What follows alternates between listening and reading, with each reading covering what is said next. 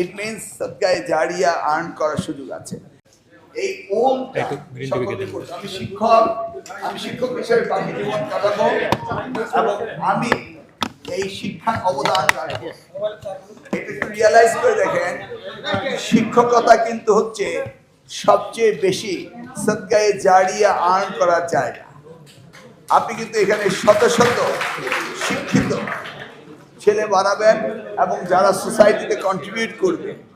আমি সচক্ষে দেখেছি, আমি যখন আগে প্রতিমন্ত্রী ছিলাম, সেক্রেটারিয়েট দিয়ে একজন শিক্ষক হেঁটে যাচ্ছেন, আমি দেখেছি প্রশাসনিক ঊর্ধ্বতন কর্মকর্তারা কদমবুচি করছে ওই শিক্ষককে, কারণ তিনি ওই ছাত্র বানিয়েছিলেন যে ছাত্র সচিবালয়ে ঊর্ধ্বতন কর্মকর্তা হয়েছিলেন। ইট মিনস সদকায়ে জারিয়া আর্ন করার সুযোগ আছে।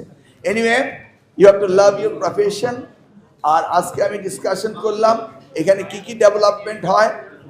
আপনাদের ক্লোজিং ডেতে যদি আসতে পারি, সেদিন আপনারা সকলেই নোট করে রাখবেন যে কি কি দুর্বলতা আপনারা পেয়েছেন। আর যদি আমি না আসি, আমার মন্ত্রণালয়ে এগুলি পাঠিয়ে দিবেন যে this is our recommendation to improve the Nair. এটা আমাদের করতেই হবে। আমরা গতানুগতিক বিগত দিনের মতো চলতে পারবো না।